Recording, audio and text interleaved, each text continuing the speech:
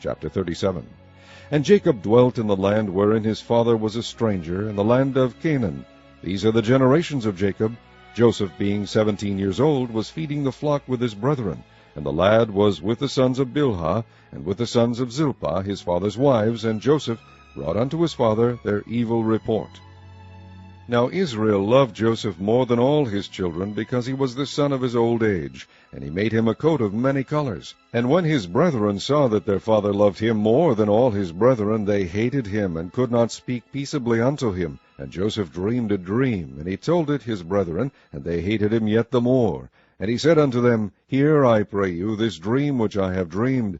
For behold, we were binding sheaves in the field, and lo, my sheaf arose, and also stood upright, and behold, your sheaves stood round about, and made obeisance to my sheaf.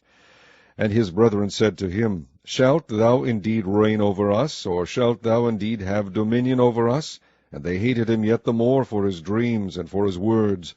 And he dreamed yet another dream, and told it his brethren, and said, Behold, I have dreamed a dream more. And behold, the sun and the moon and the 11 stars made obeisance to me.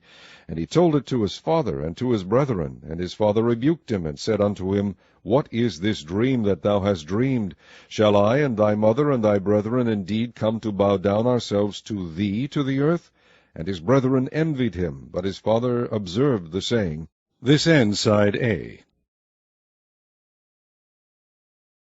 And his brethren went to feed their father's flocks in Shechem. And Israel said unto Joseph, Do not thy brethren feed the flock in Shechem? Come, and I will send thee unto them. And he said to him, Here am I. And he said to him, Go, I pray thee, see whether it be well with thy brethren, and well with the flocks, and bring me word again. So he sent him out of the vale of Hebron, and he came to Shechem.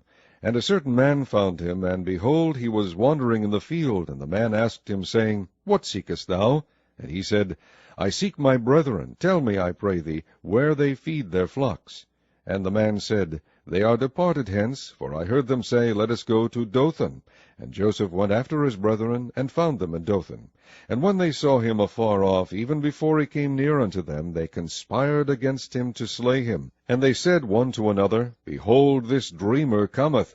Come now, therefore, and let us slay him, and cast him into some pit, and we will say, Some evil beast hath devoured him, and we shall see what will become of his dreams. And Reuben heard it, and he delivered him out of their hands, and said, Let us not kill him. And Reuben said unto them, Shed no blood, but cast him into this pit that is in the wilderness, and lay no hand upon him, that he might rid him out of their hands, to deliver him to his father again. And it came to pass, when Joseph was come unto his brethren, that they stripped Joseph out of his coat of many colors that was on him. And they took him, and cast him into a pit. And the pit was empty, there was no water in it. And they sat down to eat bread, and they lifted up their eyes, and looked.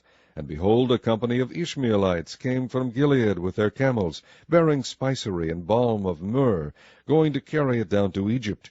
And Judah said unto his brethren, What profit is it if we slay our brother, and conceal his blood? Come, and let us sell him to the Ishmaelites, and let not our hand be upon him. For he is our brother, and our flesh.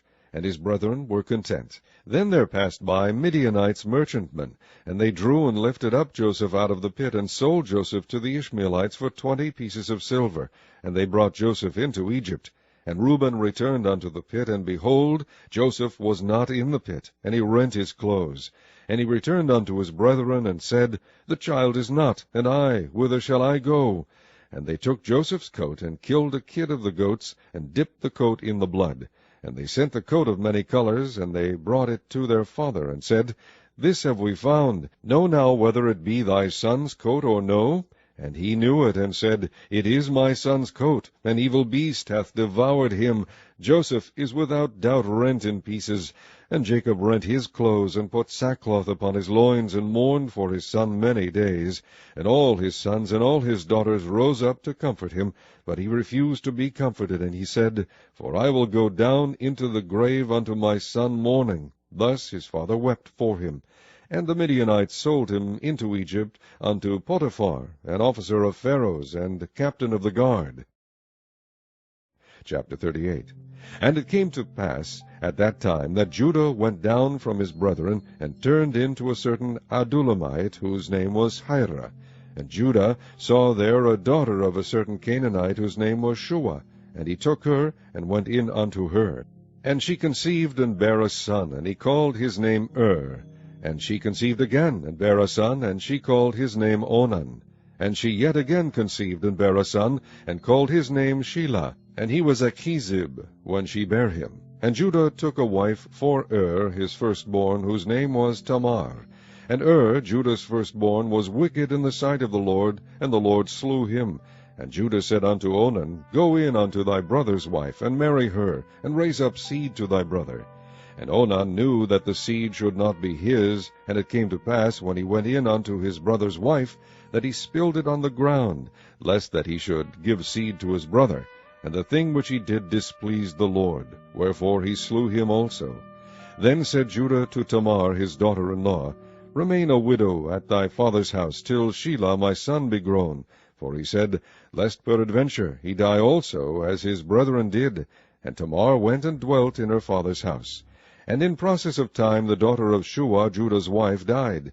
And Judah was comforted, and went up unto his sheep-shearers to Timnath, he and his friend Hirah the Adullamite. And it was told Tamar, saying, Behold, thy father-in-law goeth up to Timnah to shear his sheep. And she put her widow's garments off from her, and covered her with a veil, and wrapped herself, and sat in an open place, which is by the way of Timnath, for she saw that Shelah was grown, and she was not given unto him to wife. When Judah saw her, he thought her to be an harlot, because she had covered her face. And he turned unto her by the way, and said, Go to, I pray thee, let me come in unto thee. For he knew not that she was his daughter-in-law.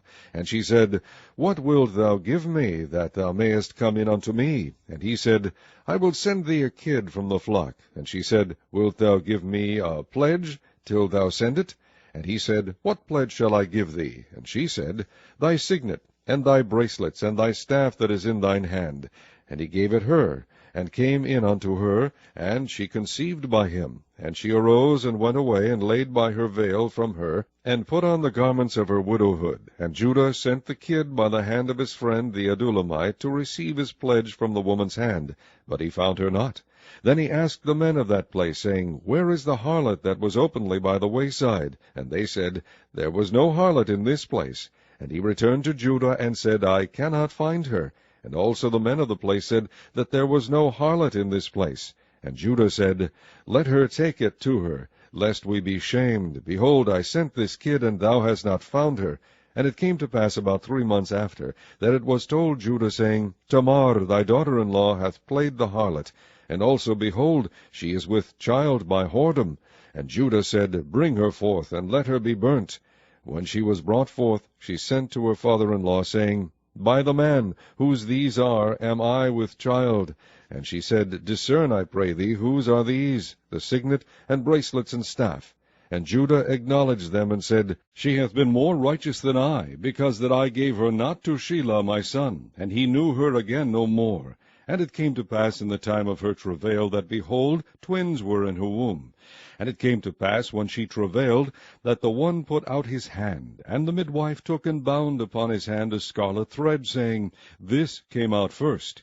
And it came to pass, as he drew back his hand, that, behold, his brother came out. And she said, How hast thou broken forth? This breach be upon thee. Therefore his name was called Pharez.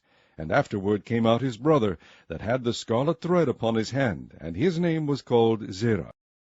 Chapter 39. And Joseph was brought down to Egypt, and Potiphar, an officer of Pharaoh, captain of the guard, an Egyptian, bought him of the hands of the Ishmaelites, which had brought him down thither. And the Lord was with Joseph, and he was a prosperous man, and he was in the house of his master the Egyptian. And his master saw that the Lord was with him, and that the Lord made all that he did to prosper in his hand. And Joseph found grace in his sight, and he served him. And he made him overseer over his house, and all that he had he put into his hand. And it came to pass from the time that he had made him overseer in his house, and over all that he had, that the Lord blessed the Egyptian's house for Joseph's sake. And the blessing of the Lord was upon all that he had in the house and in the field. And he left all that he had in Joseph's hand, and he knew not aught he had, save the bread which he did eat. And Joseph was a goodly person, and well favored. And it came to pass after these things, that his master's wife cast her eyes upon Joseph, and she said, Lie with me. But he refused, and said unto his master's wife, Behold, my master wotteth not what is with me in the house, and he hath committed all that he hath to my hand. There is none greater in his house than I, neither hath he kept back anything from me but thee, because thou art his wife. How then can I do this great wickedness, and sin against God? And it came to pass, as she spake to Joseph day by day, that he hearkened not unto her to lie by her, or to be with her. And it came to pass about this time that Joseph went into the house to do his business, and there was none of the men of the house there within. And she caught him by his garment, saying, Lie with me. And he left his garment in her hand, and fled, and got him out. And it came to pass, when she saw that he had left his garment in her hand, and was fled forth, that she called unto the men of her house, and spake unto them, saying, See, he hath brought in an Hebrew unto us, to mock us. He came in unto me to lie with me, and I cried with a loud voice. And it came to pass, when he heard that I lifted up my voice and cried, that he left his garment with me, and fled, and got him out. And she laid up his garment by her, until his lord came home. And she spake unto him according to these words, saying, The Hebrew servant which thou hast brought unto us came in unto me to mock me. And it came to pass, as I lifted up my voice and cried, that he left his garment with me, and fled out. And it came to pass, when his master heard the words of his wife, which she spake unto him, saying, After this manner did thy servant to me, that his wrath was kindled.